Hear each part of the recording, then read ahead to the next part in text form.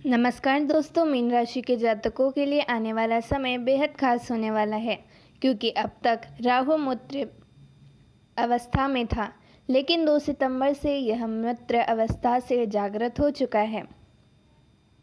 और जब राहु जागता है तो वह केवल हल्की हवा नहीं लाता, बल्कि एक ऐसा तूफान लेकर आता है जो इंसान की किस्मत को झकझोर देता है और उसके जीवन की दिशा पूरी तरह से बदल देता है।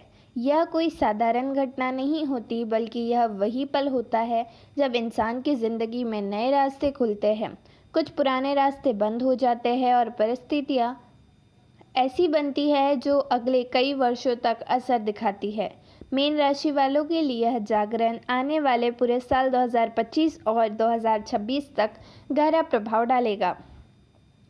इस समय राहु 12वें भाव में बैठा है और ज्योतिष शास्त्र के अनुसार 12वां भाव केवल खर्चों का ही घर नहीं है, बल्कि वह विदेश यात्राओं, विदेश में बसने, बड़े निवेशों, अध्यात्म, अस्पतालों, शोध कार्यों और गुप्त अवसरों से भी जुड़ा होता है। इसका अर्थ यह है कि जिन लोगों ने अब तक विदेश जाने का सपना देखा था, चाहे शिक्षा के लिए हो, नौकरी के लिए हो या व्यापार के लिए, अब उनके लिए दरवाजे खुलेंगे। और जिन जातकों का विदेश से पहले से संबंध है, उन्हें और भी बड़े मौके मिलेंगे। उनकी पहचान बढ़ेगी और वे आर्थिक रूप से भी मजबूत होंगे। 12वें भाव में राहु बैठा होने का एक और ख़ास असर यह होगा कि निवेश से जुड़े कार्य सक्रिय होंगे। अचानक आपको ऐसे अवसर मिल सकते हैं जहां आप अपनी मेहनत का सही उपयोग कर पाएंगे। लेकिन याद रखें, राहु की प्रकृति उतार चढ़ाव वाली होती है। वह जितना अवसर देता है उतना भ्रम भी पैदा करता है, इसलिए हर निवेश सोच समझकर करना होगा। इसी के साथ यह स्थान अध्यात्म से भी जुड़ा है, इसलिए कई जातकों को आध्यात्मिक अनुभव होंगे। साधना और ध्यान से की ओर झुकाव बढ़ेगा और भीतर से आत्मविश्वास जागेगा। सबसे पहली बात करते हैं राहु की पहली दृष्टि की, जो आपके चौथे भाव पर पड़ रही है। चौथा भाव घर, माता पिता, प्रॉपर्टी, गाड़ी और सुख सुविधाओं का भाव माना जाता है। इस दृष्टि का असर यह होगा कि जो काम लंबे समय से रुके हुए थे, वे अब पूरे होने लगेंगे। यदि आप नया घर खरीदने या बनाने की योजना बना रहे थे, वह योजना अब साकार हो सकती है। जो लोग गाड़ी लेना चाहते थे, उन्हें भी अवसर मिलेगा।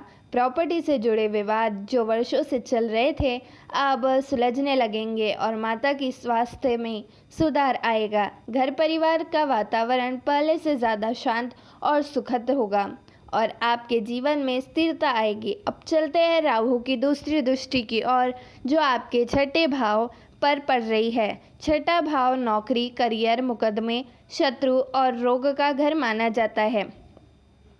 राहु की यह दृष्टि यहाँ बड़ा बदलाव लाएगी। जो लोग अब तक मेहनत करते आ रहे थे, लेकिन उन्हें मेहनत का फल नहीं मिल रहा था, उनके लिए अब रास्ते खुलेंगे। नौकरी पेशा लोगों को प्रमोशन और नई जिम्मेदारियां मिलेगी। व्यापारियों और कारोबारियों को एक नए कॉन्ट्रैक्ट मिलेंगे। आपके जीवन में ऐसे लोग आएंगे जो आपके करियर में मददगार साबित होंगे। जिन शत्रुओं ने अब तक आपकी राह रोकी थी, उनकी चालें अब असफल हो जाएगी और वे खुद पीछे हटेंगे। स्वास्थ्य की दृष्टि से भी यह समय राहत देने वाला होगा। पुराने रोग समाप्त होंगे और कर्ज से मुक्ति का मार्ग खुलेगा। यदि आप नौकरी बदलने का सोच रहे थे, तो अब आपके सही अवसर मिलेंगे। अब बात करते हैं राहु की तीसरी और सबसे गहरी दृष्टि की, जो आपके अष्टम भाव पर पड़ रही है। अष्टम भाव जीवन के रहस्यों, गुण विद्या, टैक्स, बीमा, शोध, रिसर्च और मनोविज्ञान से जुड़ा होता है। पुराने अधूरे प्रोजेक्ट पूरे होंगे, आपकी छिपी हुई क्षमताएं सामने आएगी और आप जीवन की गहराइयों में जाकर समस्याओं का असली समाधान ढूंढ पाएंगे। यह समय आपको नया आत्मविश्वास देगा और आपको ऐसे रास्तों पर ले जाएगा जहां से आपकी पहचान और सम्मान दोनों बढ़ेंगे। राहु का असर आपके रिश्तों पर भी पड़ेगा। कुछ लोग आपके जीवन से दूर हो सकते हैं और यह दूरी आपके लिए लाभकारी साबित होगी, क्योंकि वे लोग आपके काम के नहीं थे। वही कुछ नए और प्रभावशाली लोग आपके जीवन में प्रवेश करेंगे जो आपके लिए भाग्यशाली साबित होंगे। आपकी सोच और आदतें बदलेंगे। आपकी जीवन शैली पहले जैसी नहीं रहेगी, बल्कि एक नया माहौल, नए अनुभव और नई दिशा आपके जीवन का हिस्सा बनेगी। लेकिन दोस्तों, यह भी सच है कि राहु केवल अवसर ही नहीं देता, वह भ्रम और भय भी लेकर आता है। अचानक मन में घबराहट होगी, बेचैनी बढ़ेगी और अनजान डर आपकी परेशानी करेगा। कभी लगेगा सब कुछ आपके खिलाफ हो रहा है, कभी आपको अपने ही फैसलों पर शक होगा। यही राहु का असली खेल है, क्योंकि राहु पहले मन को भ्रमित करता है और फिर वहीं से इंसान को गलत दिशा की ओर ले जाने की कोशिश करता है।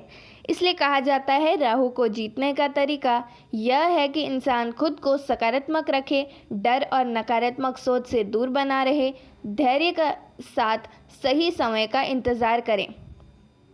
अब सवाल यह आता है कि राहु को शांत कैसे किया जाए। इसके लिए सबसे सरल और प्रभावशाली उपाय यह है भगवान शिव की आराधना, शिवलिंग पर जल चढ़ाना, गंगा जल से स्नान करना और महादेव के मंत्रों का जाप करना राहु को शांत करता है। जब राहु शांत होता है तो जीवन की राहें अपने आप खुल जाती है और वही तूफान जो डराता था वही आपको नई ऊंचाइयों की ओर ले जाता है। इसलिए दोस्तों, यह समय आपके लिए बदलाव और नई शुरुआत का है। राहु अब सोया हुआ नहीं है, वह जाग चुका है और यही जागरण आपके जीवन की सफलता, निवेश, विदेश अवसर, प्रॉपर्टी का लाभ, करियर ग्रोथ, रिसर्च में सफलता और नई ऊंचाइयों की ओर ले जाएगा। आपको केवल सकारात्मक बने रहना है, भ्रम से बचना है और भगवान शिव की शरण लेनी है। आपकी किस्मत बदलने वाली है।